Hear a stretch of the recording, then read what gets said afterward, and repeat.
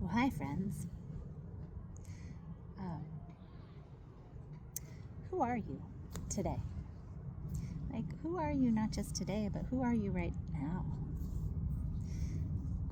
It's come to my attention that some folks that have been engaged in a practice of some sort of personal spiritual development for a bit of time start to anticipate that they should arrive somewhere, that there should be, I don't know, with great fanfare and pomp, a celebration of enlightenment or graduation or a certificate. And I think that's awesome. And maybe all of that stuff can happen at each point that we reach a new plateau. But when we reach that plateau, generally when we look around, we notice, oh, there's more. And that's quite a blessing, isn't it? There's always more.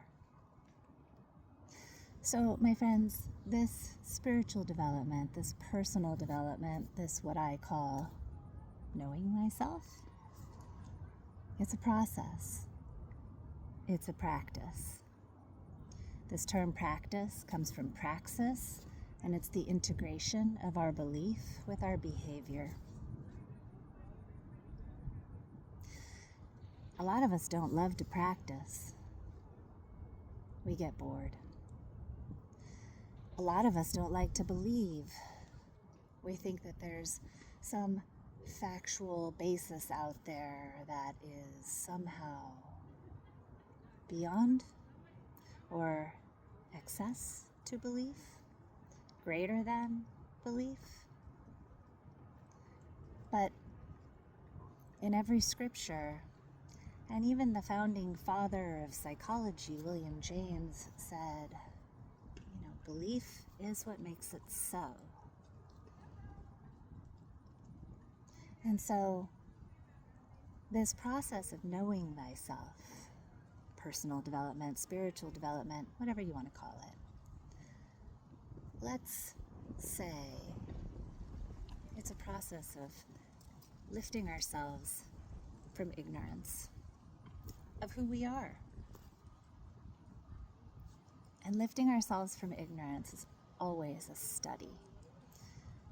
In order to know what we don't know, we have to investigate. And so knowing thyself is really a process of sitting, standing, dancing, but being willing to open ourselves up and peer into the inner workings and to see the way that all of these gears and cogs are working together, how every experience has become us, how every belief has become us, and how our beliefs have changed as our environment has changed or as our inner environment has changed, and how we are consistently becoming. That's a study. That's a practice. And what you find, well, I'll give you a certificate for finding anything, but I will say, what you find as you go on is that we're quite lucky. And I suppose I would say, if you don't like a practice, or you feel like belief is silly, then maybe consider, how's your health? How's your happiness? How's your well-being? And if you've got thumbs up on all of that, then aces. But if it's not aces, then maybe it's time to open yourself up and investigate. What am I missing? What do I need to know? What can I understand to shape my belief and practice? Let's know ourselves, my friends. I've found that it gives me a really great foundation for loving you.